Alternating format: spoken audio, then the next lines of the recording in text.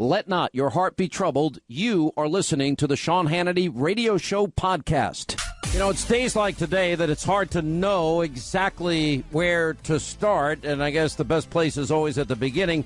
Let me just tell you who we have coming up in the program today. Peter Schweitzer, author of the #1 New York Times bestseller, Clinton Cash, the untold story of how and why foreign governments and businesses help make Bill and Hillary rich.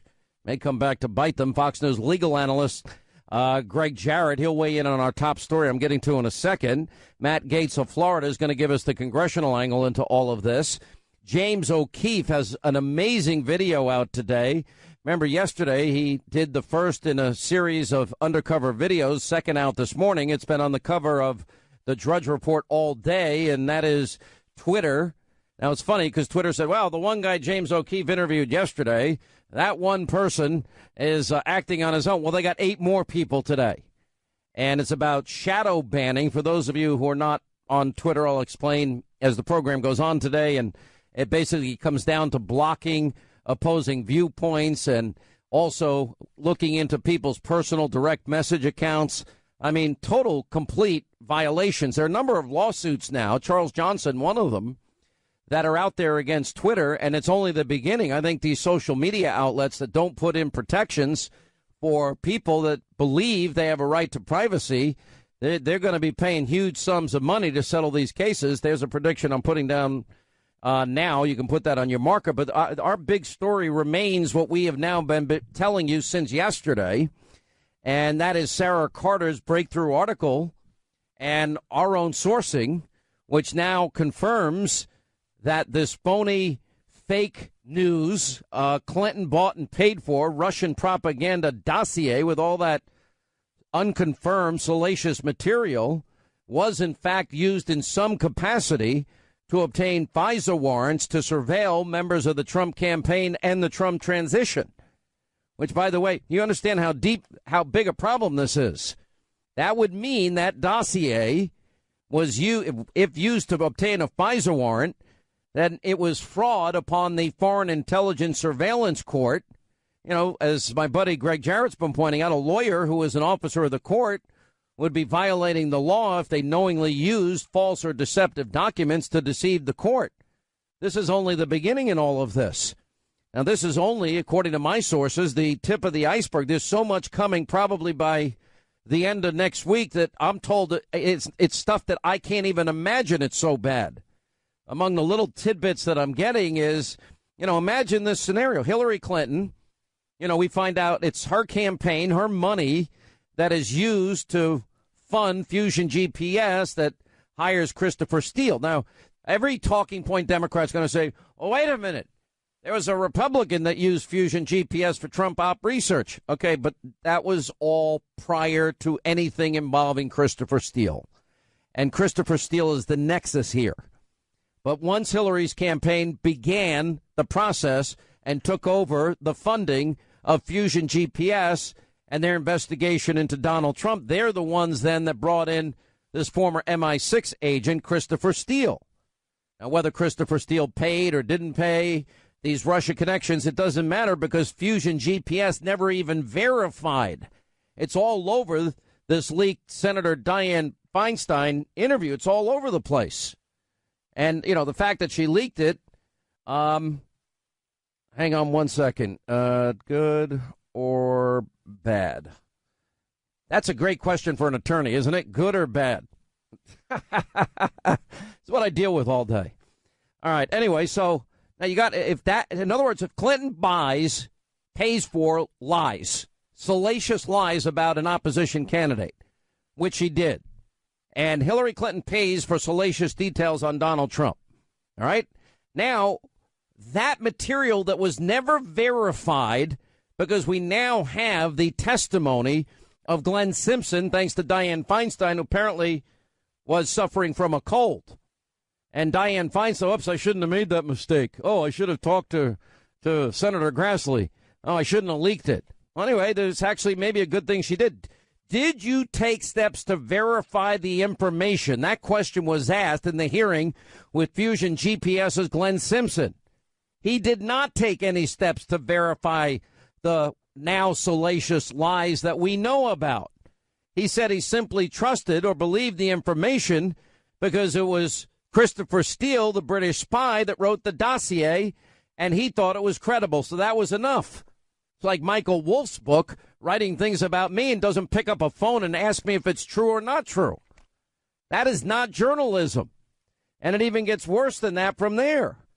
I am told that it may go as far as this, that Hillary buys it, bought and paid for, that it's used to get a warrant on an opposing candidate and a president-elect. It turns out that all the information is false. Nobody even checked on the information. And a source that I have, see my journalistic chops now showing, the source that I have said that there might have been verification, especially of the more salacious details. And I am told that it is a name that everybody will know and associate as one of the most vicious people that surrounds the Clintons. That's coming. Just giving you a preview of coming attractions today if you're following the bouncing ball with us here. Now, all these details are just, it's breathtaking that this could all have happened. Let me walk you through this again. We're now confirming the Clinton bought and paid for fake news Russian propaganda dossier was used in part to obtain the FIRES warrants. By the way, some have told me it was of significant use. That would be a pretty big distinction. And that then justified the FISA court's decision. We first reported this. Nobody else reported it back in March of last year. That's when we began to this journey with Sarah Carter and John Solomon and Greg Jarrett, and a number of us have been all over this.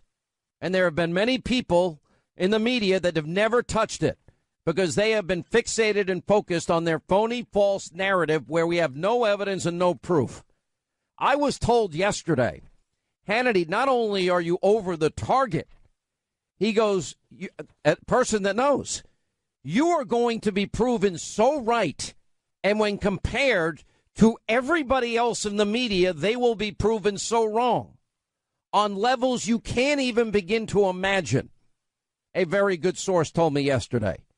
And so I always ask the question of people, if they're not going to give me answers and information that I'm looking for as I do my journalistic duty. You're not a journalist. Oh, I am a journalist, actually. I'm an advocacy journalist, an opinion journalist. I still do plenty of reporting, my own reporting and corroboration. By the way, if Hannity gets one thing wrong, let's start a boycott. Let's boycott Hannity. Let's get him thrown off the air as quick as we can. But in other words, this onion, the layers of which we have been unpeeling every day and night is now, it's like now it's reached the top of the mountain and it's beginning to snowball down the mountain. And it's going to become very fast and furious here in a very short period of time. And when we get to the end of this whole thing, it means that Hillary Clinton, the DNC, that Donna Brazile said Hillary Clinton controlled, and the money she controlled literally spent at least $12 million, if not more, for a phony document full of Russian lies, full of salacious materials against an opposing candidate. It sounds like collusion with the Russians to me. That was then used by the Obama administration to get a FISA warrant so they could surveil members of an opposition party and an incoming president. It's the same dossier that former FBI director, in other words, Fixer, the guy that rigged the Hillary email investigation along with Peter Strzok, James Comey, testified under oath as being salacious and unverified. Well, if that happened, how did he sit there as the guy that was in charge of the FBI and not stop it? And that information, it is only the beginning.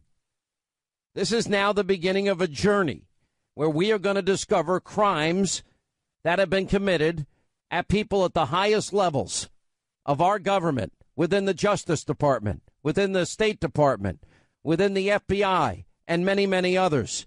We are going to see abuses of our Constitution and our civil liberties and our Fourth Amendment rights to against unreasonable search and seizure that you never imagined. That's how serious this is all getting. This is just the beginning.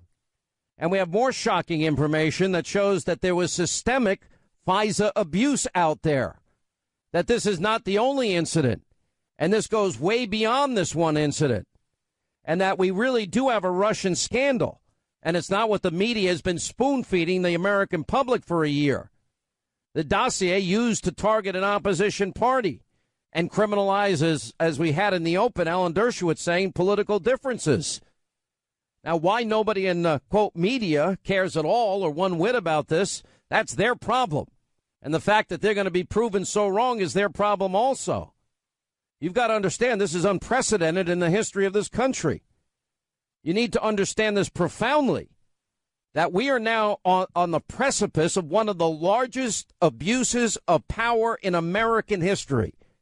Real crimes committed by real top people in government at the highest levels of government. We're talking about shredding the Constitution. That's how serious all of this is. This information confirming what we have suspected now for months, that the powerful tools of intelligence have not only been politicized, but they've been weaponized. And these powerful tools have been used and abused to influence a presidential election. Yeah, the same lady that fixed the same campaign that fixed the primary. They tried to fix the general election as well with lies paid for that came from Russia. Make no mistake about it, this scandal will reach the highest levels of the Obama intelligence community, the Department of Justice, the FBI, and the State Department. Now, also, I mean, all of this now, you got to understand, this dossier, anything that was in this, it's a fraud upon the Foreign Intelligence Surveillance Court. Lawyers are supposed to be officers of the court. Now, did the FBI, the DOJ lawyers know that this was all fake? Well, they should have known. They should have gone to Fusion GPS and Glenn Simpson and said, did you verify any of this? Because the answer would have been no, because that's what he said in his congressional testimony, not territory. Now, they had known the dossier was false and unreliable. It was quickly debunked. You examine the contents, it becomes immediately clear it's based on double, triple, quadruple hearsay. I'll give you another example of that when we get back, but I got to take a quick break here, or else our Cox stations are going to get mad at me. I can't have that. We need friends in this business. There is collusion, but it's really with the Democrats and the Russians, far more than it is with the Republicans and the Russians. So the witch hunt continues. But I will say this, I am for massive oil and gas and everything else and a lot of energy. Putin can't love that. I am for the strongest military that the United States ever had. Putin can't love that. But Hillary was not for a strong military, and Hillary, my opponent, was for windmills, and she was for other types of energy that don't have the same capacities. Thank you, Mr. President. I also have a question for the Prime Minister, but if I could address the President first. Sarah brought up the Russia investigation. Your legal team, sources have told us, believes that in the next few weeks, the special counsel, Robert Mueller, will ask for some sort of an interview with you, your legal team believes, as part of wrapping up his investigation. Are you open to meeting with him? Would you be willing to meet with him without condition, or would you demand that a strict set of parameters be placed around any encounter between you and the special counsel? Well, again, John, there has been no collusion between the Trump campaign and Russians, or Trump and Russians. No collusion.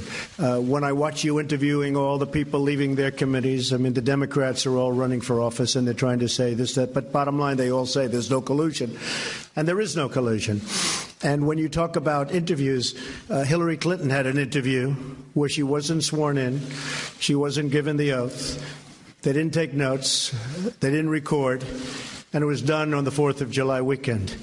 That's perhaps ridiculous, and a lot of people looked upon that as being a very serious breach, and it really was. But again, I'll speak to attorneys.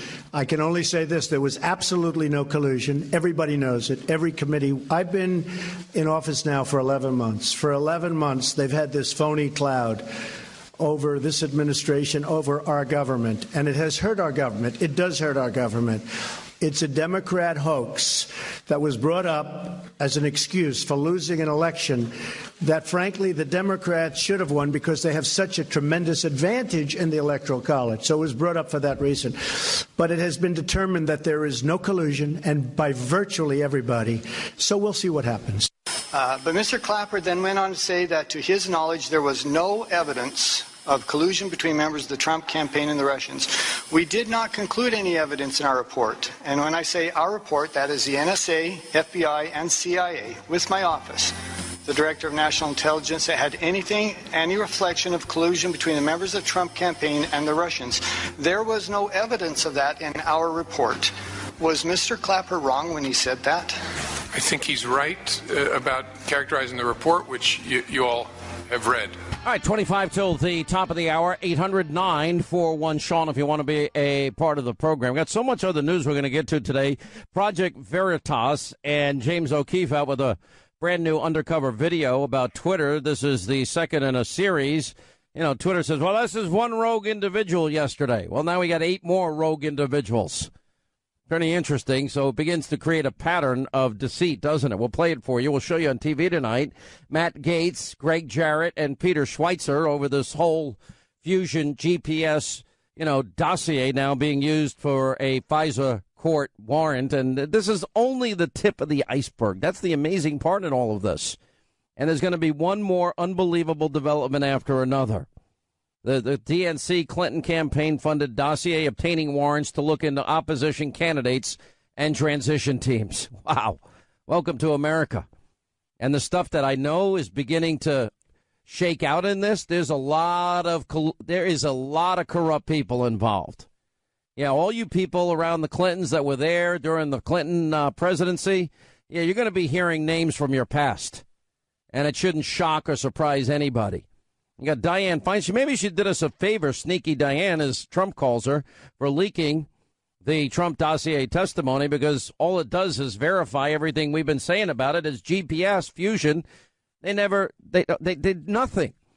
I also want to know on a fact-based, whether it's a fact that either Comey or McCabe authorized payment to Fusion GPS or to Christopher Steele.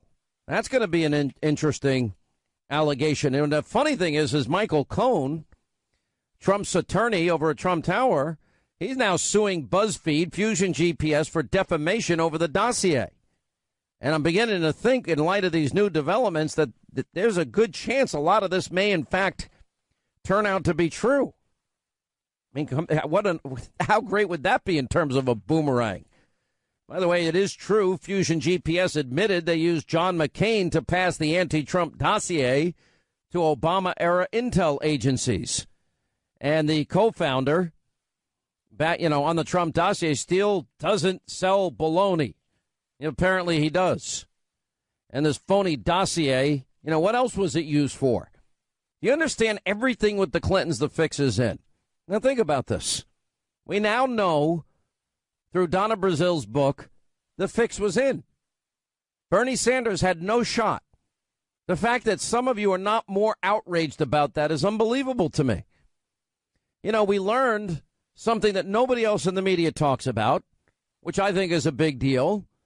We discovered that there are people out there paying off people's mortgages and offering them $750,000 and more money to make allegations against then candidate Trump. That's a big deal.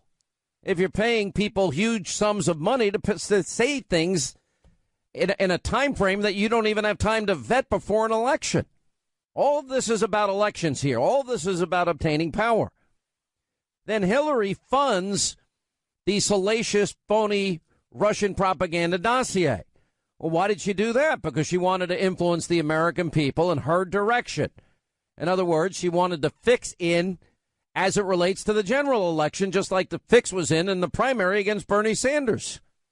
And then it gets worse than that. Then they can't win that. Then they'll use the phony dossier so they can spy on an opposition party and on an incoming president at a level that is unprecedented in American history. And then we find out the FBI director, along with the biggest It's like this guy Peter Strzok is the nexus for everything. Peter Strzok is involved months before he was one of the people in the room that interviewed Hillary Clinton over the email server scandal. He was there. Now with these emails with his mistress, Lisa Page, Peter Strzok, we know how much he hates Donald Trump and loves Hillary Clinton, and he's trying to help Hillary win. Now we understand why Comey and Strzok decided to write the exoneration letter before the investigation into the email server scandal. I mean, you can't make this up in a spy novel. The corruption is that deep. And I'm not even talking about the weaponization of these powerful tools of intelligence. I mean, it's so powerful, all they have to do is literally point in your office direction, and they'll pick up everything that's going on in your office. Every email, every text, every phone call, everything. Everything that you're watching, every website you're visiting. That's how powerful all tools of intelligence are. Now, we give them to the greatest people in the world. I thank our intelligence agents for the work they do. I think they should be rewarded for the genius they have to come up with these great weapons. But when you start weaponizing at the top levels in the intelligence community and turning it on the American people and circumventing the Constitution and going against unreasonable search and seizure, I'm not even talking about the surveillance, the unmasking, not following proper procedures and minimizing, and then, of course, leaking raw intelligence. There was a crime committed against General Flynn. Nobody ever wants to talk about it. We should be talking about it. And how many other people were surveilled illegally and unmasked illegally and spied upon illegally? Why does Samantha Power, a UN ambassador, unmask a person a day? And then we got Susan Rice. And, of course, she's up to her eyeballs and everything. Then you got Loretta Lynch's issue. I mean, I'm just touching the surface on all of these issues and all of these abuses. What a top source told me yesterday is that probably at the end of this, we are going to see, and what will unfold before the American people, is the biggest abuse of power in the history of the country. The biggest misuse of power in the history of the country. I mean, the type of stuff that happens in, places like the former Soviet Union. Remember when they'd hire neighbors to be spying on neighbors and people ratting out their neighbors? It's the stuff of a spy novel with modern day technology. And then, of course, we have more than that on top of it. Now then it gets to the issue of the email server that wasn't really investigated. So James Comey and Peter Strzok, they made a decision long before they investigated. They're going to let Hillary. Wants to know, is there going to be a movie called The Dossier? I don't know who's going to play my role in this.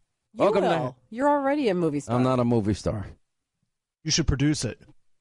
You should produce and all star the presidents. Well, I'll tell you who deserve Pulitzer Prizes in all this. Sarah Carter does, and people like John Solomon do, and people like Greg Jarrett deserve something, and Victoria Tunsing, Sidney Powell, Peter Schweitzer, Sidney Powell. I mean, we can go through the whole list of people.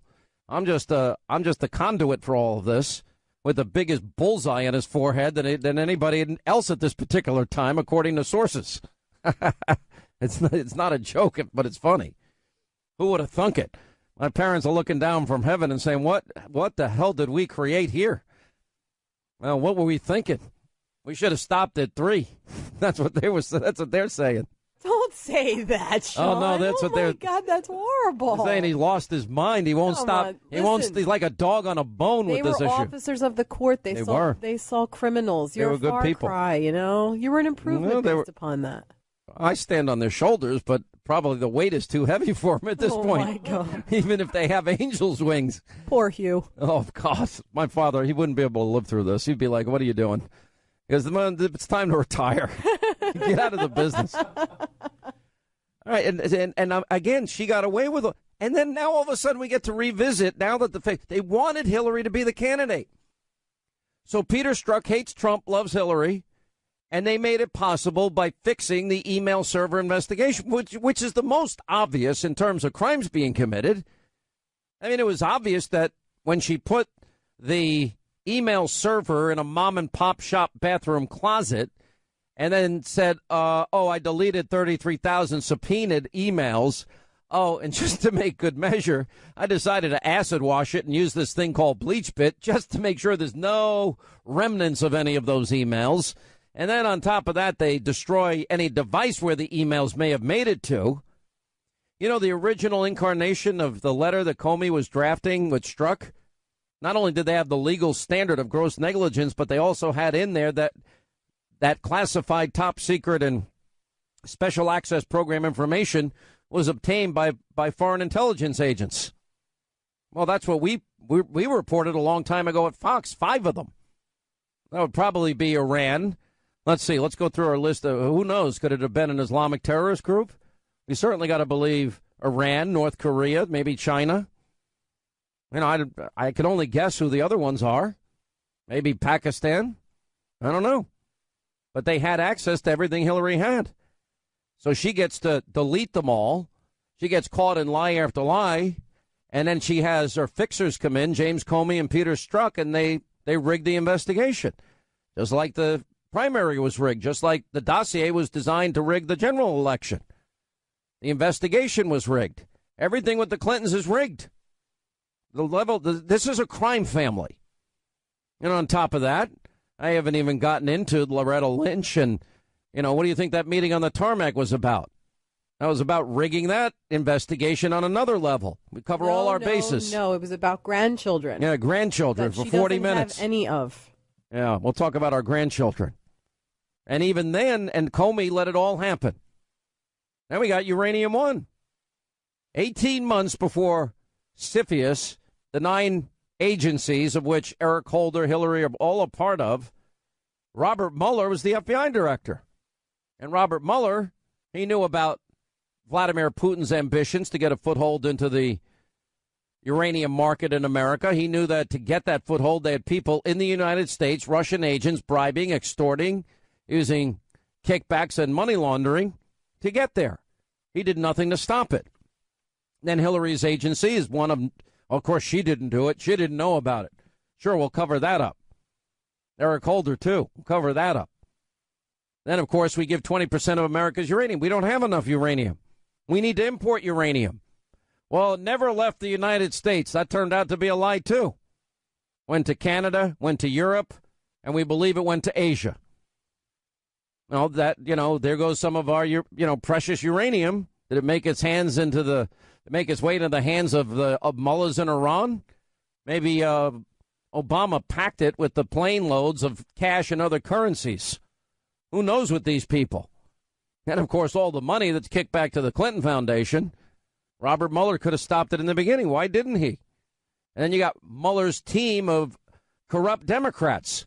By the way, he hired now this guy that was involved in Kim.com's case, the Megaload case, which, by the way, that has backfired big time, the tactics that were used in New Zealand in terms of raiding the home of Kim.com. And he got an apology from the Prime Minister of New Zealand for what happened there. And that whole patent case was about, Mega Upload has customers that put things up there that's patented by other people. How could YouTube be responsible what somebody posts on YouTube? That is the equivalent of what that case is. They raided that guy's home. I think that had a lot more to do with the fact that he was helping Julian Assange. Julian Assange, according to reports yesterday, got an ID that would allow him to get a passport from Ecuador, which means that, and at which we've confirmed it, which means he may now be on his way out. And God knows what he's going to release at some point, because he's got the answer. Interesting that if the whole thing was a real investigation into Trump-Russia collusion, the one guy that had the emails, the one guy that released it to the world, the one guy that would know the source, the one guy that said to me, it's not a state, it wasn't Russia, nobody involved in the investigation of Mueller, nobody went to Julian Assange and asked him. That's a little odd, because he'd be the one guy on earth that would know. Maybe he says no, or maybe he says, give me a plea deal and I'll make a deal with you. But he has the answer. Hannity, why do you talk to? Because I'm doing my job. I'm a reporter. And that's a logical place to start. I would start any investigation with the one guy that knew where the emails came from. Well, that would be Julian Assange. Why didn't they go to him first? Anyway, 800 Washington Post is saying Congress has reached a deal to build the border wall that would include DACA. What comes first, the chicken or the egg? I hope it's the wall. We need the wall. Build the wall. It's not that hard. Build the wall first. White House, though, is saying no deal. So forget that. Good. It's good for Congress to make their declarations. All right, 800-941-SEAN if you want to be a part of the program.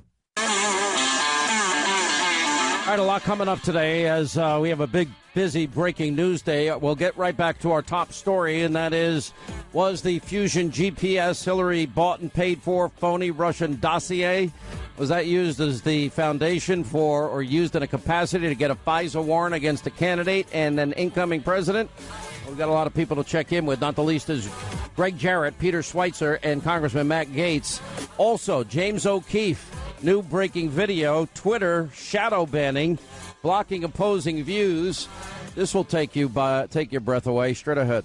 I spent a tiny fraction of what she spent and we won. Didn't she spend $12.4 million on a dossier that was a total phony? Right? $12.4 million? Boy. So we spent a tiny fraction, think of it, a tiny fraction of the money and we won. Why did you decide to do that? Oh, because I think people are entitled to know what was said.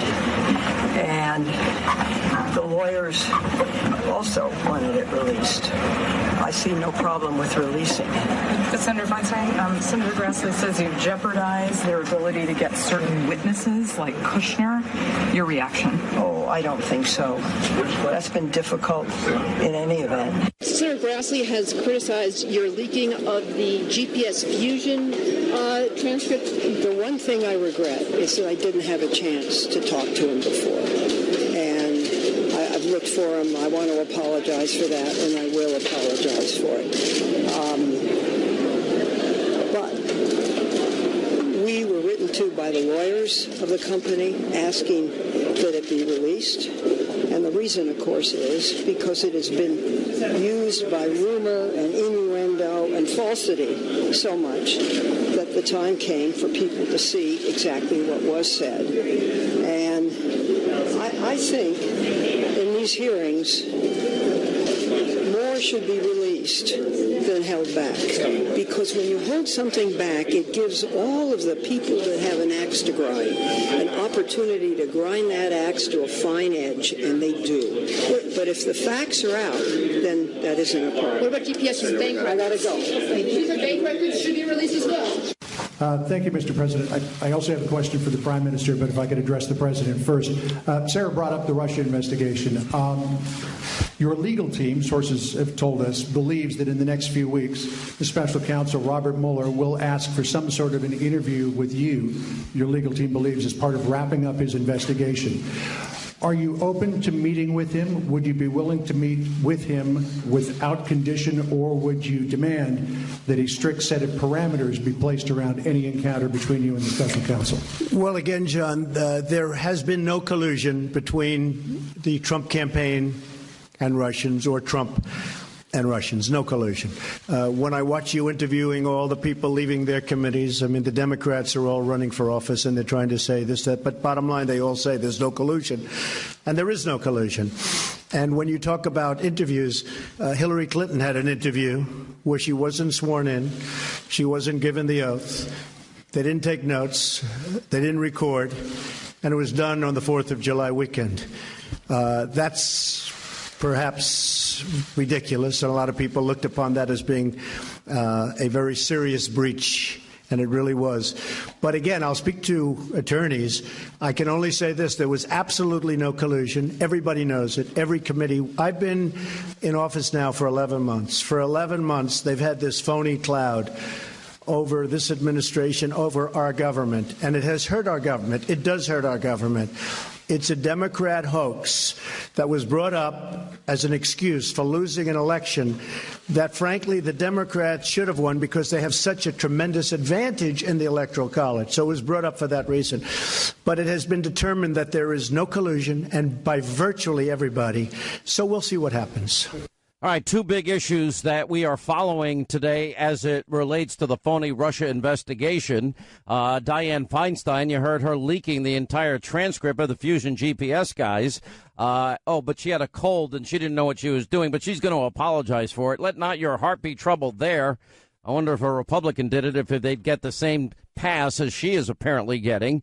And the blockbuster report that we started talking about yesterday, and now sources confirming more and more every hour that, in fact, the Clinton bought and paid for phony propaganda Russian dossier was, in fact, used, in part at least, if not significantly used, to obtain the FISA warrants to surveil members of the Trump campaign and transition teams. Pretty unbelievable story. Joining us now with a reaction to all of this, Peter Schweitzer. He's the author of the New York Times #1 bestseller, Clinton Cash, The Untold Story of How and Why Foreign Governments and Businesses Help Make Bill and Hillary Rich. And also Greg Jarrett, Fox News legal analyst. Thank you both for being here. Let's go to the legal side of this. Greg Jarrett, and you sent me some amazing notes yesterday on this whole issue as it relates to the dossier being used to gain a FISA warrant. That's fraud upon the Foreign Intelligence Surveillance Court. It is, Sean, because a lawyer is an officer of the court and is violating the law by knowingly using a false or deceptive document to deceive the judge. And so the question is, did the FBI and the DOJ know that the dossier was false? For goodness sakes, all you have to do is take a look at it. It's based on double and triple and quadruple hearsay, none of which is reliable or even admissible in court. And yet, apparently, these FBI and DOJ lawyers represented the judge. It was reliable on its face. It is a false and fictitious document. That's a fraud on the court. And, these FBI and DOJ lawyers ought to be held in contempt of court for that. It's a pretty amazing thing. Peter Schweitzer, we've been speculating, we've been wondering, we've been thinking, and now we have some corroboration and certainly some evidence now that, in fact, that phony dossier. Now, this would be how it works. Now we know, after a year of denials, Hillary Clinton and the DNC that Donna Brazile said Hillary Clinton was controlling and running, that they paid, $12 million plus for this phony Russian dossier filled with lies and salacious material. Well, that was all designed to manipulate and lie to the American people to get an upper hand in the election. And we find out now that, in fact, it's even worse than that. And that is that the phony Hillary Clinton bought and paid for dossier was used to get warrants to spy on an opposition candidate and a president-elect and his team. I don't even know where it goes from here, but I'm told it even gets worse than this next week. Well, Sean, all you have to do is look at Glenn Simpson's leaked testimony, page 175. And he says, and I quote, "I was really careful throughout this process to not ask a lot of specific sourcing questions," end quote. So think about that for a second. That's a stunning admission. They have been hired to put together, allegedly, a fact-based dossier. And Glenn Simpson is admitting that he was careful to not ask a lot of specific sourcing questions. You do a lot of research. I do a lot of research. If you are going to look at something in a serious way, you are going to ask a lot of sourcing questions. And that, I think, is just further evidence that this was not a serious investigative piece at all. Well, it even goes further, though. And I'll throw this to Greg. Fusion GPS, they never verified anything in that dossier, did they?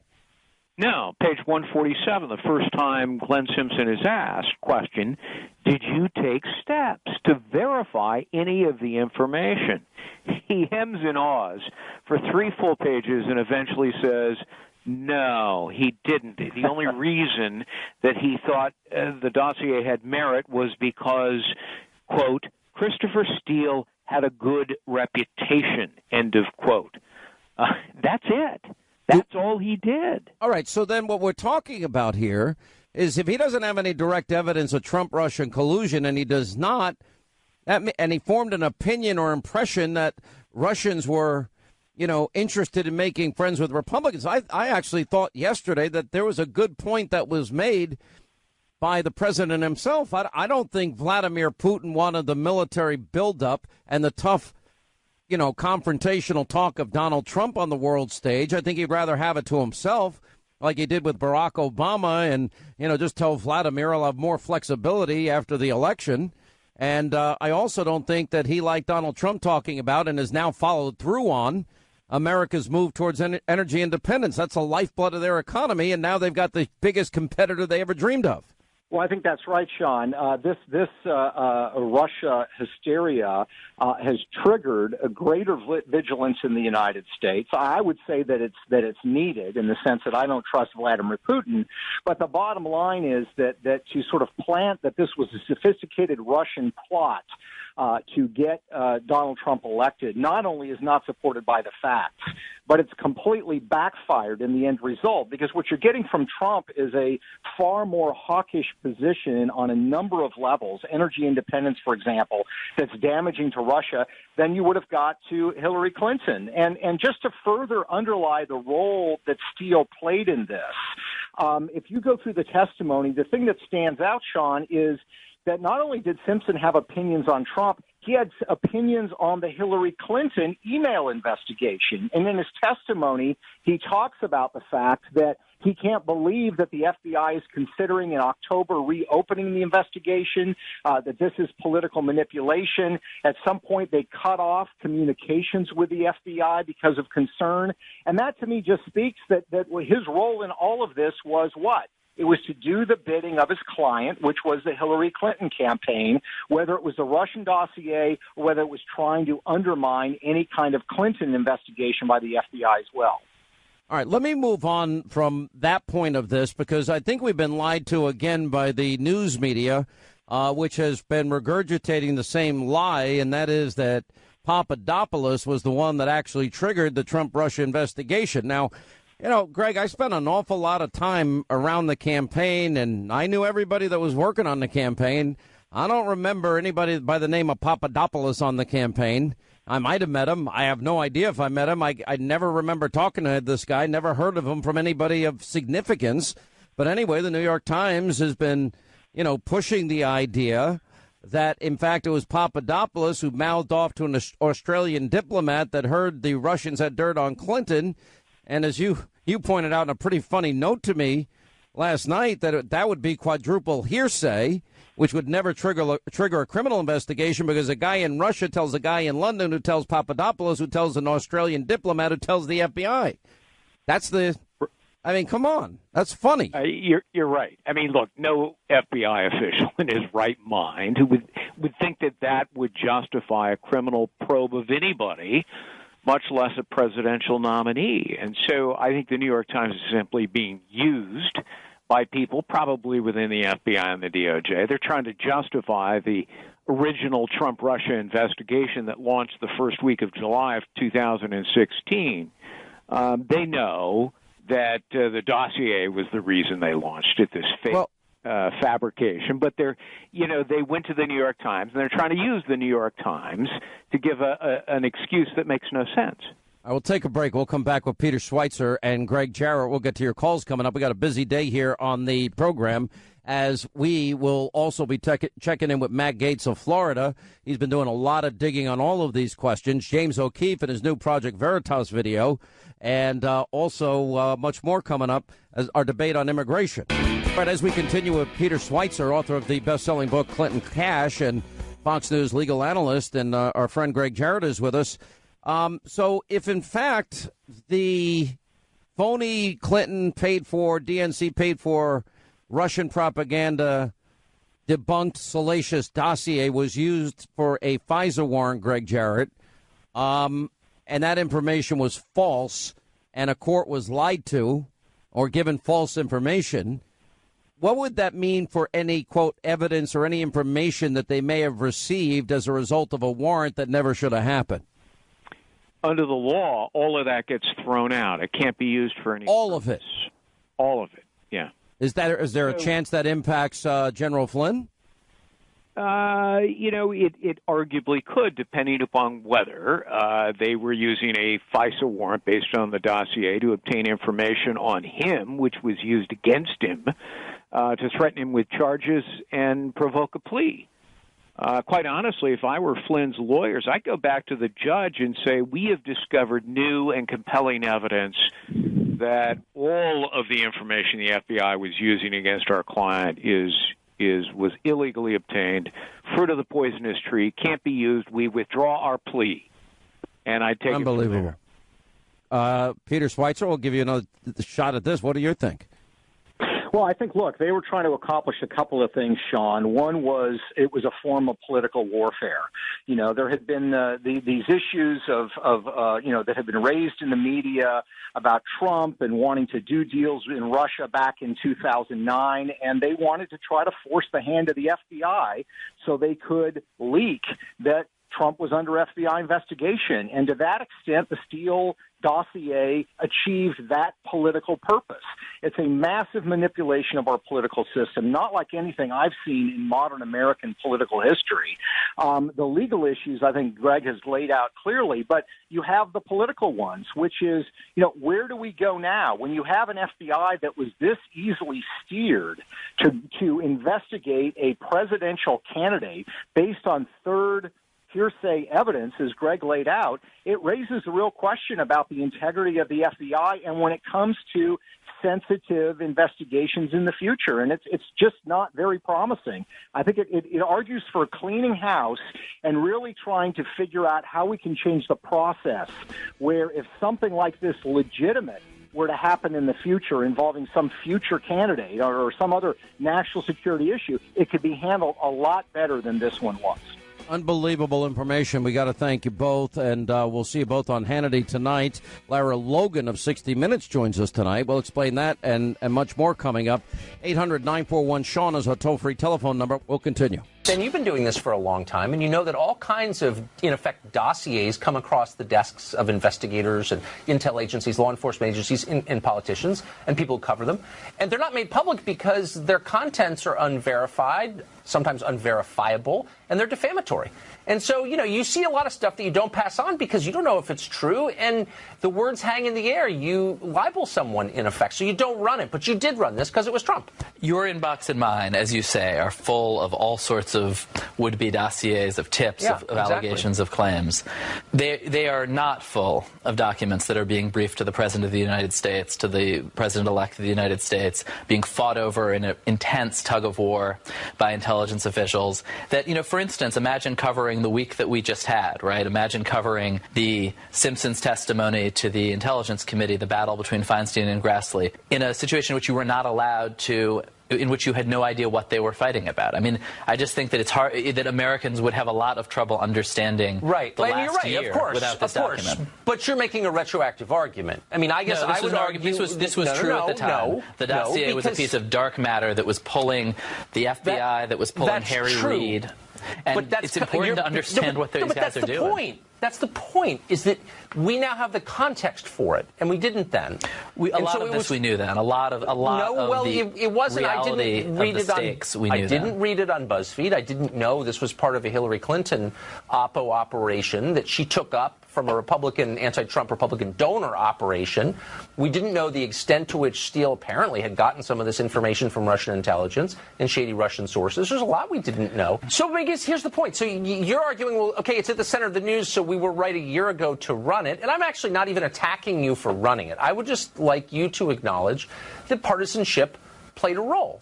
So, for example, that is just not true. If we were in the exact same situation with a President Hillary Clinton, we would have run that dossier at the same time. Really? So if you I can't prove that to you. All right, that was on Tucker Carlson last night. A pretty interesting exchange that took place between Ben Smith defending BuzzFeed in their publishing decision of the Steele dossier, which we all know had fake and phony and fraudulent information in it. And that's 1 year ago, by the way. The BuzzFeed's editor-in-chief stands by the decision to print the unverified Trump dossier.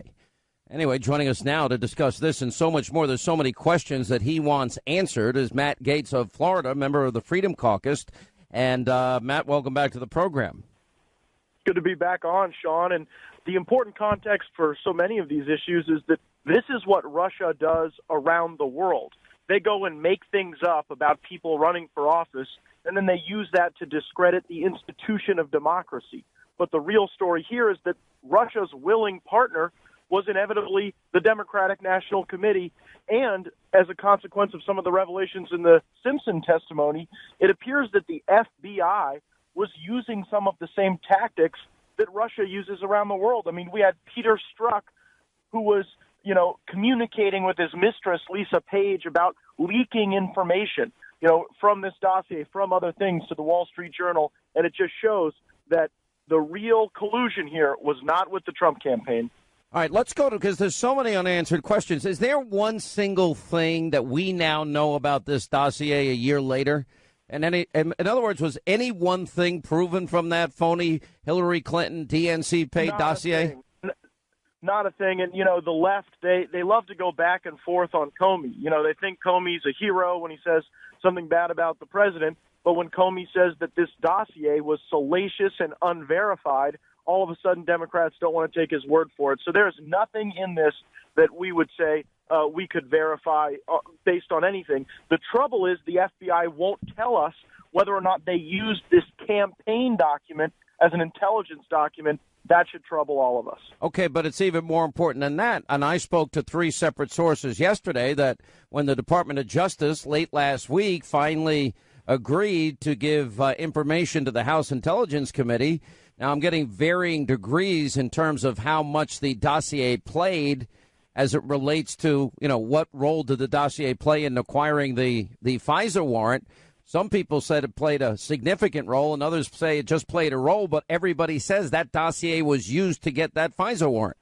Well, we asked the question of the Attorney General, and it's really frustrating to me that he wouldn't answer it and settle that critical question. But we now, according to all my sources and Sarah Carter, we know it played at least a role, if not a significant one. What does that mean? Well, and that makes sense. It makes sense, Sean. The reason it makes sense is that, there's 2 narratives out there, right? There's the narrative that George Papadopoulos gets drunk in a London pub and runs his mouth about Putin hating Hillary Clinton, and that launches some massive intelligence investigation. Or you've got a situation where the wife of a senior official at the Department of Justice gets hired by a firm looking to get paid by the Democratic Party and potentially the FBI, and that is the basis for the FISA warrant. So, of course, that is the most logical outcome. What it would mean is that we have crossed the Rubicon on the impartiality of the FBI. If the FBI is willing to take a political campaign opposition research document and use that to try to go... Have you not, in your position, been able to corroborate, as we have, that, in fact, it was at least used in part to gather that FISA warrant? Well, Sean, I've got to be careful because some of the information we've received has been in a confidential setting. I can tell you that all of the information... You know what you could say? You could say, Hannity, as usual, you're hanging and hovering above the target. Hannity, as usual, you're hanging and hovering above the target. But the sad thing is, let's talk about how profound this is. That if that bought and paid for Hillary Clinton propaganda dossier with all that salacious material that was printed a year ago by BuzzFeed, but, the impact we're talking about now, that's a FISA court. That means the court was lied to. That was bought and paid for political information used to get a warrant against a president-elect and a candidate and his team. I mean... You're right that issues of prosecutorial misconduct very well may be implicated here, but to me, the thing that should, raise the hair on the neck of every American is that unelected people thought that their viewpoint was more important, was better, was more virtuous than the will of the American voters who elected Donald Trump. And this didn't just happen before his election. They were still trying to discredit him with this dossier after the election. I mean, it's always something. It's either, he didn't win, or he only won because of Jill Stein. He only won because of the Russians. Now they're saying, he's won, but they don't think he's mentally stable. The left is in total meltdown mode because while they create these distractions, we are cutting taxes, reforming government, and getting the economy moving again. All right, That's what this president should be able to do. But here's what the American people have been told vis-a-vis the New York Times. They say that what triggered the Trump-Russia investigation was this guy Papadopoulos. Now, Matt, I don't know if you know it, but I was pretty active and involved in hanging around all the campaigns like a gnat you can't get rid of. And I knew everybody that was involved. I know Paul Manafort. I knew Corey Lewandowski. I knew Hope Hicks. I knew Steve Bannon, Kellyanne Conway. I knew them all. Steve Miller. I knew everybody in the course of this campaign. I never heard of a guy named Papadopoulos until this all comes up. But the New York Times would have the American people believe in what is nothing but quadruple hearsay In other words, that a guy in Russia tells a guy in London, who tells Papadopoulos, who tells an Australian diplomat, who tells the FBI. And that triggered the investigation. I don't believe that. Of course not. That is a ludicrous proposition, especially when the alternative fact pattern is that Fusion GPS went and hired Nellie Orr, the wife of Bruce Orr, and then the FBI had become so politicized under the Obama administration that they were literally valeting information bought by the Democratic National Committee to a FISA court to get permission to spy on their political enemies.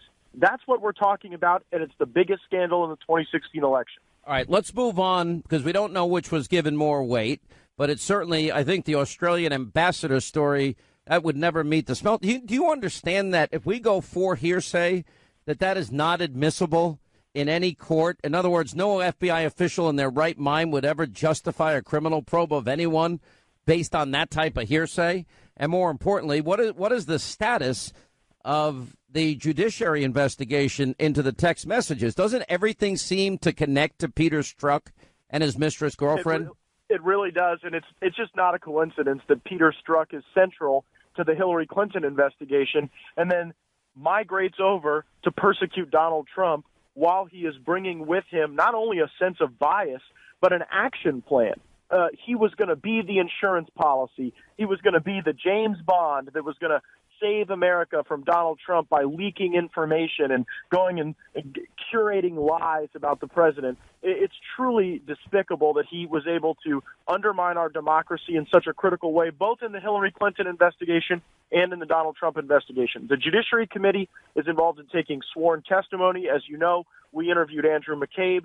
Days later, he announced his retirement. Oh, by the way, Andrew McCabe's senior attorney and legal advisor was Lisa Page. Absolutely. And one of the problems we have in this case, Sean, is that the attorneys who were fact witnesses were allowed to sit in the interviews. And so everybody was able to get their story straight when normally you would never do that. I mean, at a municipal police department, every single detective knows that you would never do that. But here at the highest levels of the FBI, you've got people doing favors for each other, creating an environment where you couldn't get prosecutions, you couldn't get evidence against Hillary Clinton. And then when we could possibly get evidence, everybody was given an immunity deal, and no facts were proffered as a consequence. So we're going to have an inspector general's report in our hands. I think that will be very soon. It could be this month or next. And I think that it's really going to detail the extent to which there was a pro-Hillary Clinton bias, an anti-Donald Trump bias, and there was an infection of both investigations. Well, I hear it's even going to get worse than that. In other words, that, people that were actually corroborating information in the dossier were all Hillary Inner Circle people. Have you heard any of that?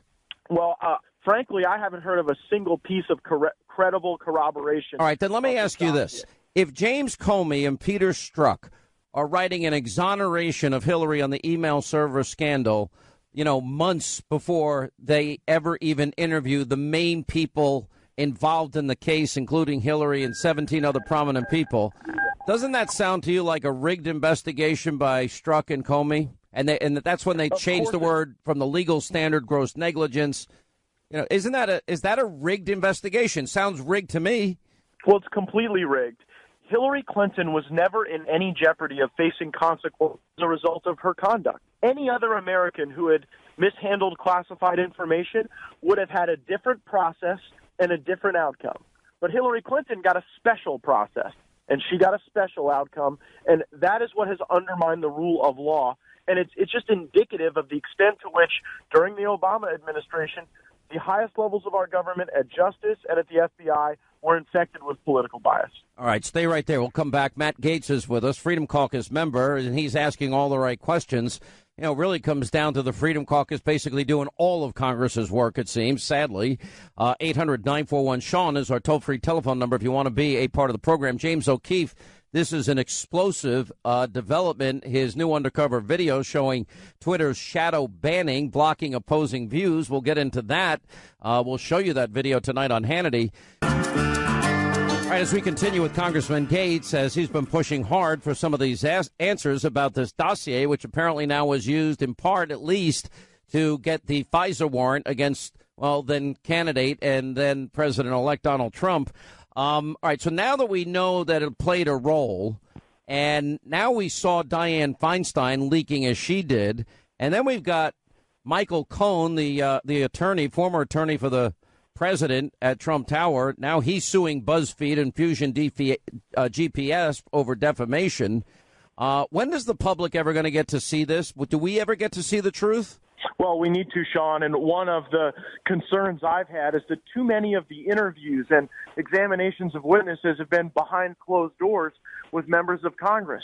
Now, I'm kind of new to Congress. I don't know what the traditions and rules are. Yeah, you're like the rookie that's batting 400 in his first year. I kind of appreciate that. Well, I appreciate you saying that, Sean, but I just think that transparency is going to be the best antidote to this corruption and really this bad conduct we've seen at the highest levels of our government. So I've been pushing for more open hearings, open testimony. Frankly, if Glenn Simpson and Dianne Feinstein wanted to have an open hearing where he told his side of the story, I think we should have accommodated that. What's crazy is that we had the Senate chose to have a confidential hearing, and then Dianne Feinstein decides to release the transcripts. Apparently, did you see this, Sean? Because she had a cold. I saw that earlier today. Yeah, poor Di-Fi had a cold, so she didn't check with Chuck Grassley. Isn't it? I mean, like, the nerve of the left to say that Donald Trump is, like, unstable for office, but Dianne Feinstein releases these transcripts without even talking to the committee chairman because she has a cold. Let's hope she doesn't get the flu. She might set up her own email server. Oh, my gosh, that's pretty darn funny.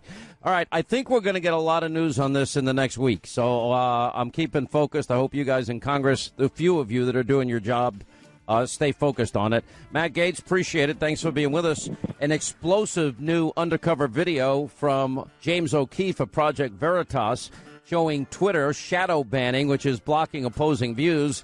We'll get to that. We'll play that for you and much, much more coming up, including our immigration debate as the Sean Hannity Show continues. We got an amazing show tonight at 9 Eastern on the Fox News Channel.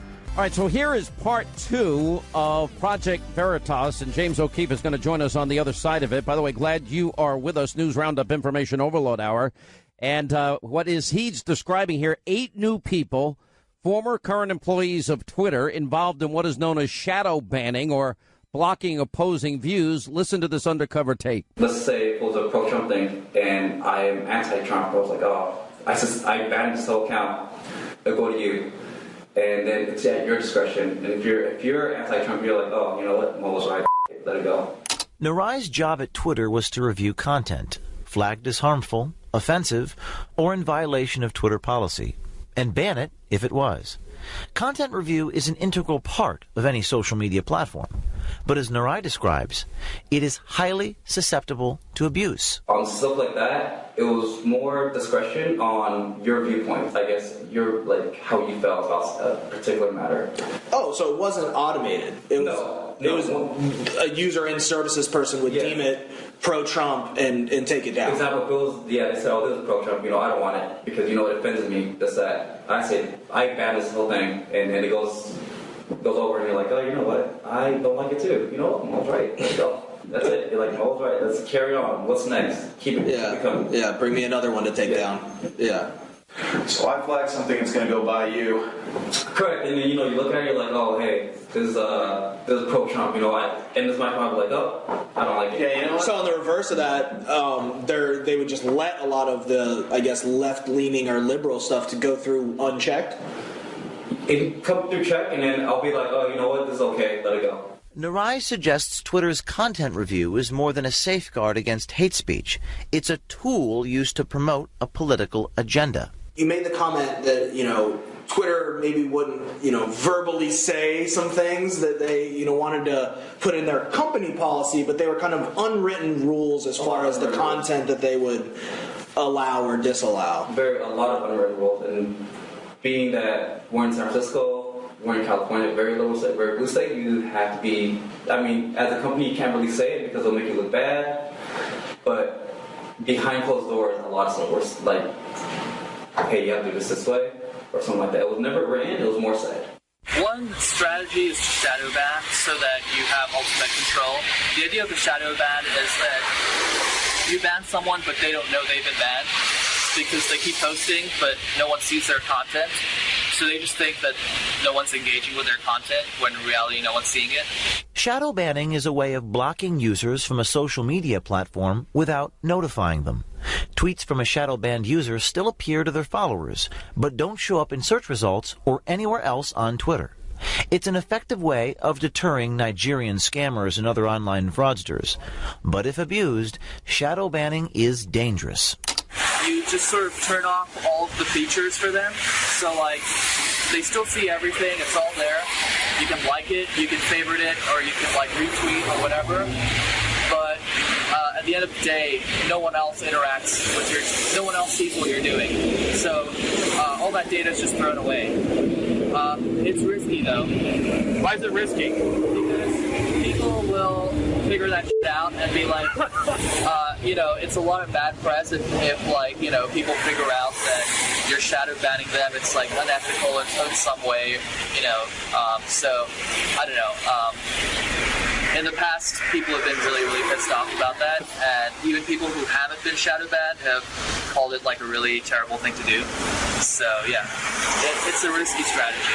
And so you go ahead and keep on tweeting. Yeah. And you've been banned and don't even know it. Yeah. I definitely know Reddit does this, but I don't know if Twitter does this anymore. But how do you keep, like my timeline, like, how do you keep certain things off my timeline? So, like, because people will, like, retweet people. We're trying to downrank it, but you need to also have a control of your timeline. So I've tried to, like, block people like Cernovich and stuff like that, and mute and stuff like that, but they still show up, like, all the time. That's something we're working on. I mean, I don't know what to do. We're working on where we're trying to get the people not show up. It's a product thing.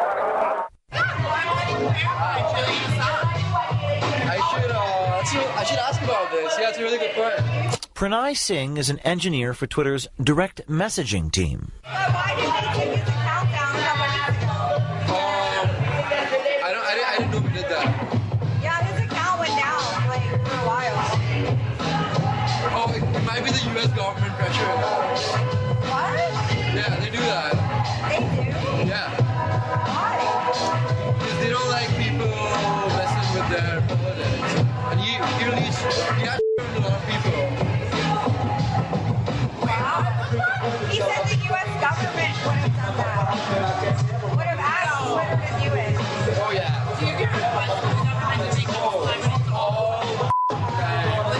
I've heard talk that it's a good thing because they'll use it to ban like Trump supporters or conservatives. So I didn't know if that's just a rumor or if that's true. That's a thing. That's a thing? That's a thing. Yeah. So how? How was that done? Okay. Basically, Twitter is like a huge set of like the tweets and a load of filters on top of it. Okay. That's one of the filters on top of it. Okay. That's about it. Like that's as much as I know about. So a feature on top of it? Yeah, like imagine like you have all the tweets ever that happened like from the beginning of time in reverse chronological order. Right. So like until we get to the actual system that like ranks the timeline, we have a bunch of filters removing some tweets. So like we have a stream of tweets and we have like one filter just kicking out some of them. All right, that is the latest in Project Veritas and their undercover investigation of current and former Twitter employees caught on camera explaining steps that the social media giant is taking, apparently to me, to censor political content that they don't like. Now, the video follows the first part yesterday of an undercover Twitter expose released showing Twitter senior network engineer, a guy by the name of Clay Haynes, saying that Twitter is more than happy to help the Department of Justice with their little Donald Trump investigation. And Twitter responded with a statement shortly thereafter saying that the individual depicted in this video is speaking in a personal capacity and does not represent or speak for Twitter. Now, we have Project Veritas and its founder and chief executive, James O'Keefe, is with us. This is pretty damning in terms of what shadow banning is or blocking opposing views are. Can you explain to this audience what that means and explain what they just heard? Sean, this is one of the most amazing stories because it shows 8 different engineers on tape describing how they do the shadow banning. So they mute things from the timeline if they don't like your ideas. One of them actually talks about specifically targeting rednecks and people who talk about American flags. And it's an algorithm. They find correlative things about people and they target you.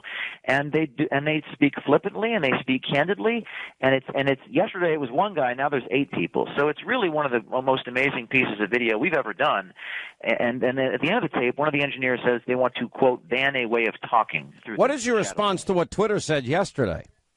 Well, first of all, I'd like to thank you, Sean, because you have the courage to put this stuff on the air before anyone did. They said it was an isolated incident. They said it was a rogue employee. Yeah, by the way, they don't know James O'Keefe the way I do. I said there's got to be 5 versions of this now coming.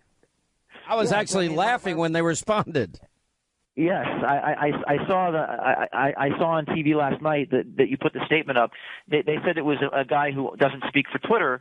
So now he put up 8 people, a couple former people and a couple current people who are saying far more damaging things. So they don't understand our MO. I mean, the media, the media should be ashamed of themselves because my guys are putting their skins on the line here. We spent a year, Sean, undercover while we do other things, and we have them dead to rights. So it goes all the way to the top. It's now on the CEO's responsibility to make these things public. They're a private company. They can do what they want, but they can't lie to their users. So we're asking for people to tweet at Jack, that's Jack on Twitter. The story is trending on Twitter, Sean. Shadow ban is trending on their own platform. Well, I mean, but listen, I have been getting a heads up from a lot of people on Twitter. I actually have met people that are really friendly. People send me information I didn't know and articles that I'm interested in. I mean, Twitter is a great source of news gathering to me. But people had been telling me that they have been experiencing this for a long time now, and it's not something I just I don't. What do you want me to do? You got banned. Now there are 2 lawsuits that I know that are pending. One is the Charles Johnson case, and another case.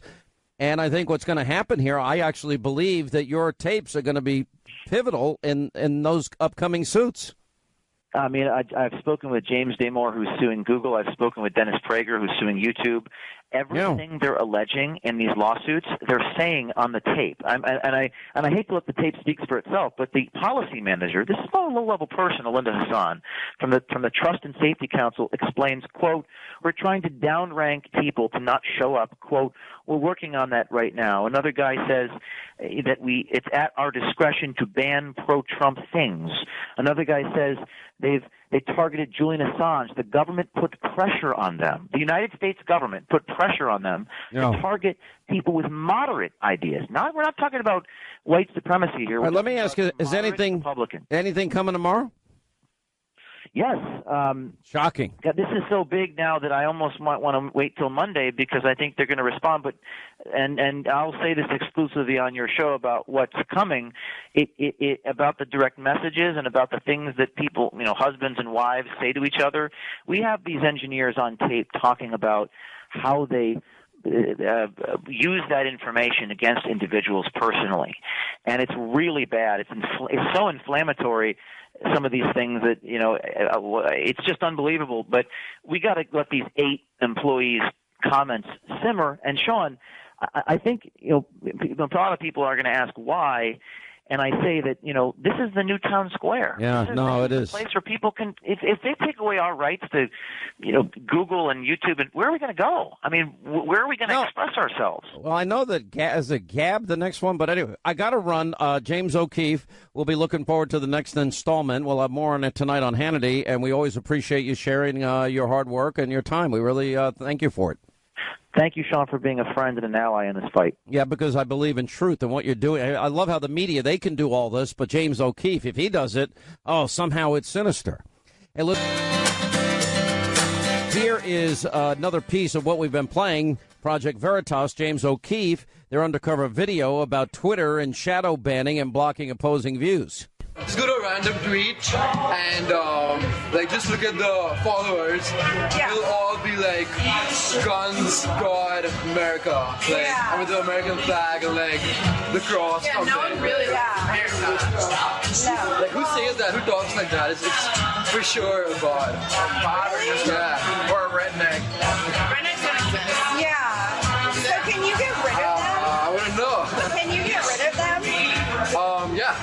Like, how do you do that? You just lead them, but like the problem is there are hundreds of thousands of them, so you've got to like write algorithms that do it for you.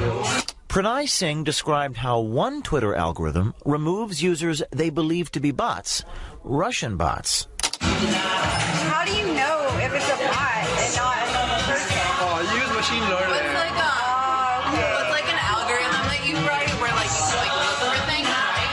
So like if there's like people who are like American guns, can you like write an algorithm to just take all those people out? Oh yeah. That's actually how we do it. Yeah, it's pretty cool. You should be an engineer.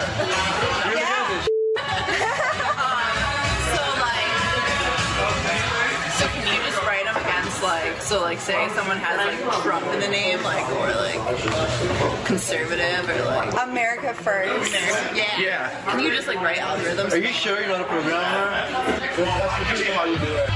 Weeding out fake users is an important tool for Twitter, but according to Pranay, this tool is not applied equally across the political spectrum. Is the majority of the algorithms are against conservatives or liberals?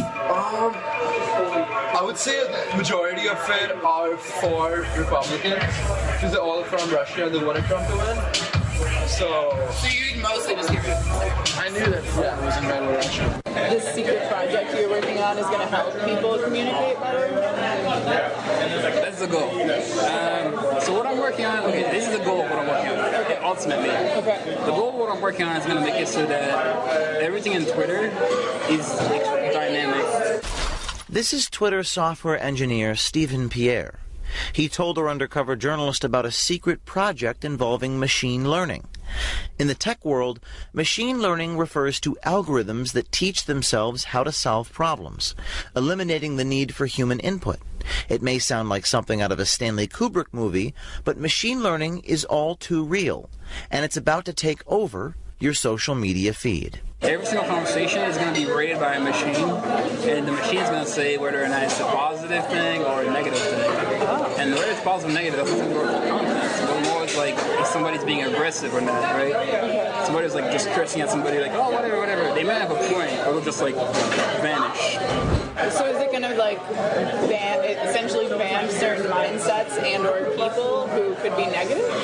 No, it's not going to ban the mindset. It's going to ban like a way of talking. All right, we'll take a quick break. When we come back, the latest on the immigration debate, an amazing Hannity tonight, 9 Eastern on the Fox News Channel. Hope you'll join us. Just say, I think Dick and I agree with what Chuck Grassley just said. It's hard to believe. When was the last time that happened, Chuck? We need to take care of these DACA kids, and we all agree on that. 86% of the American public agrees on that. With all due respect, Bob and Mike and Lindsay, there are some things that you're proposing that are going to be very controversial and will be an impediment to agreement. But you're going to negotiate those things. You're going to sit down. You're going to say, "Listen, we can't agree here. We'll give you half of that. You're going to negotiate those things." Comprehensive means comprehensive. No, we're not talking about comprehensive. Now we're talking about. No, we are talking about comprehensive. If you want to go there, it's okay because you're not that far away. Mr. President, many of the things that are mentioned ought to be a part of the negotiations regarding comprehensive immigration reform. If you want to take it a step further, you may, I'm going to have to rely on you. I think you may complicate it, and you may delay DACA somewhat. I don't want to do that. You said at the outset we need to phase this. I think the first phase is what Chuck and Steny and I have mentioned, others as well. We have a deadline looming and a lot of lives hanging. We can agree on some very fundamental and important things together on border security, on chain, on the future of diversity visas. Comprehensive, though, I worked on it for 6 months with Michael Bennett and a number of Bob Menendez and Schumer and McCain and Jeff Flake, and it took us 6 months to put it together. We don't have 6 months for the DACA. People who enter the United States without our permission are illegal aliens, and illegal aliens should not be treated the same as people who entered the U.S. legally. The President's decision to end DACA was heartless and it was brainless. When we use phrases like undocumented workers, we convey a message to the American people that their government is not serious about combating illegal immigration. Hundreds of thousands of families will be ripped apart. If you don't think it's illegal, you're not going to say it. I think it is illegal and wrong. Tens of thousands of American businesses will lose hardworking employees. And the argument there, Mr. President, is Americans don't want to do the work. We just can't find American workers to do the work. Mr. President, that is a crock in many instances. It's just not true. In my view, Trump's decision to end the DACA program for some 800,000 young people is the cruelest and most ugly presidential act in the modern history of this country. I cannot think of one single act which is uglier and more cruel. We've got to do several things, and I am, adamantly against illegal immigrants. People have to stop employing illegal immigrants. Come up to Westchester, go to Suffolk and Nassau counties, stand in the street corners in Brooklyn or the Bronx. You're going to see loads of people waiting to get picked up to go do yard work and construction work and domestic work. This is not a problem that the people who are coming into the country are solely responsible for. They wouldn't be coming if we didn't put them to work. My proposal will keep families together, and it will include a path to citizenship. The number of immigrants added to the labor force every year is of a magnitude not seen in this country for over a century. If this huge influx of mostly low-skilled workers provides some benefits to the economy as a whole, it also threatens to depress further the wages of blue-collar Americans and puts strains on an already overburdened safety net.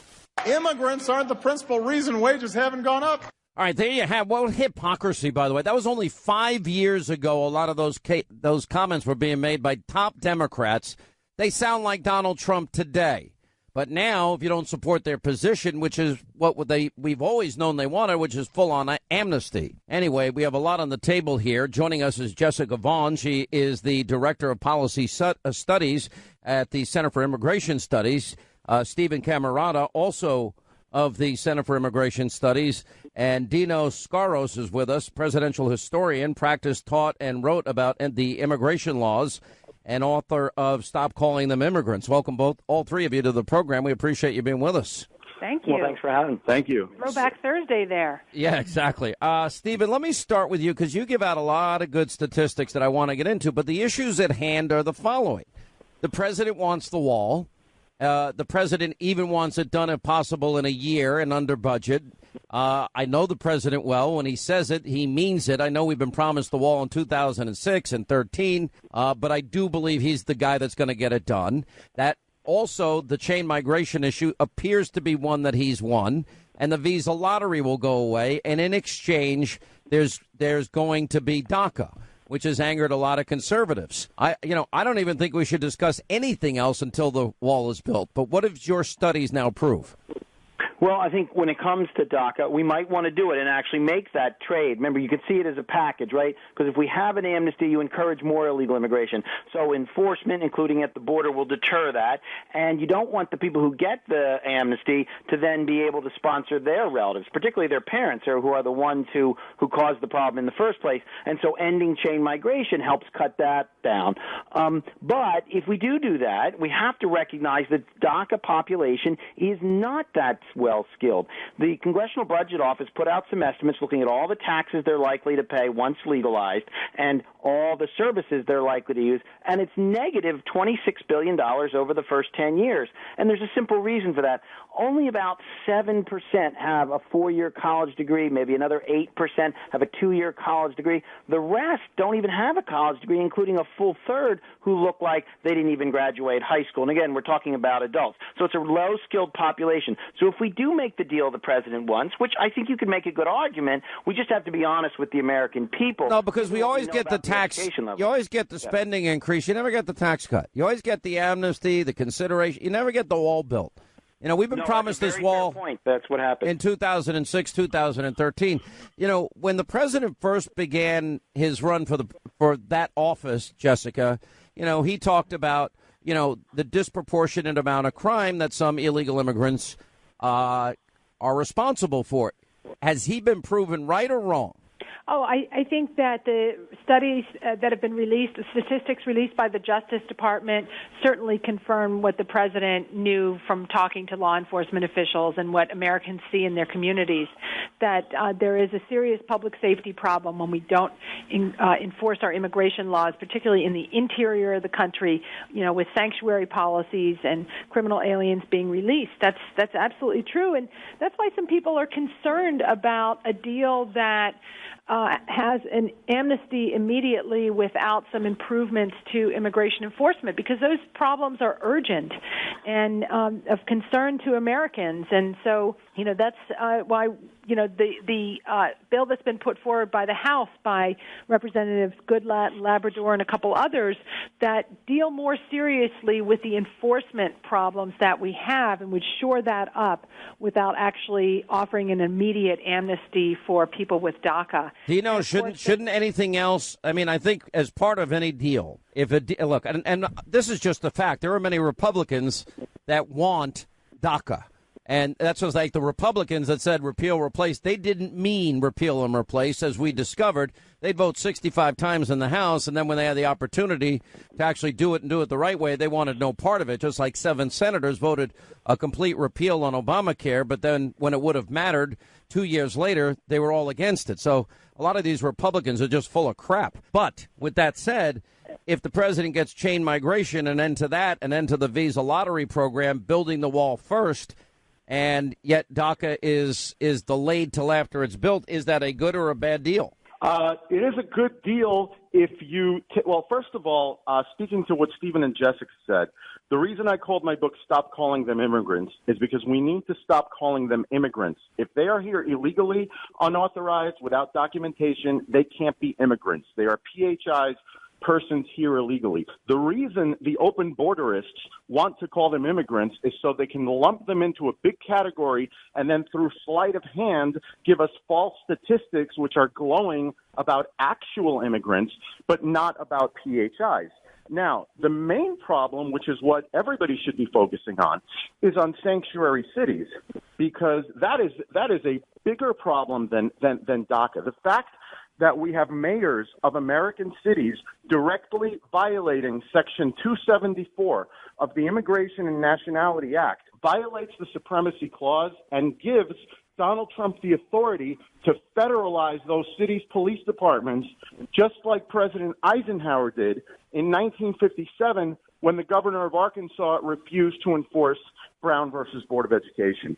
So I think we need border security, but the first thing we need to do is end sanctuary cities immediately. So what should they do out? Well, you have California's now a sanctuary state. What do you do out there? Same thing. You bring in the federal troops, game, set, and match, because that's what happened. Eisenhower didn't take on the mayor of Little Rock. The mayor of Little Rock was on his side. He took on the segregationist governor of Arkansas, because you cannot mess with the federal government. States can do whatever they want as long as they do not contradict federal law. And the federal law says it is a crime to do anything to perpetuate the continued illegal status of an alien. And that's exactly what these mayors and sanctuarist governors are doing. Yeah, let me go back to Stephen. Stephen, give me the statistics that your group has now pulled together as it relates to illegal immigrants and costs on the American taxpayer, and how percentage-wise the number of crimes that are created, because it seems when anyone brings them up, somehow that's a racist statement. Well, one of the big challenges, we don't have good statistics at the local level where most of law enforcement occurs. The one place where we do have good statistics, the analysis is very troubling, and that is at the federal level. It looks like about 21% of non-immigration related crimes are committed by people who are not U.S. citizens, and non-citizens are only about 8% of the population. So that's about 2.5 times their share of the total. And of that 8%, only about 4% of the U.S. population population is illegal immigrants, and it does look like most of that 21% of the crimes being committed are being committed by illegals. So that would look to be several times out of proportion to their share of the population when we look at the one place where we have good statistics, which is the federal government. And that's very disconcerting. At the state and local level, it is a more muddied picture. We have to be clear about that. But as my colleague Jessica said, there's no question that illegal immigrants are often associated with drug distribution or gang activity, and not enforcing immigration laws creates real public safety issues. That's the bottom line. So I actually had the opportunity, Jessica, and I went down to the border. I've been down there 12 times. I've been in drug warehouses. I've been on horseback, all-terrain vehicle. Let's see. I've been in helicopters and boats, and I've seen people being arrested that later turned out to be gang members. The drug warehouses, the tunnels. I've seen it all, everywhere from the Rio Grande straight on across into San Diego. And it seems to me that, you know what, we have never, ever cared about securing that border. And to me, if it doesn't get this done this time, it's never going to get done.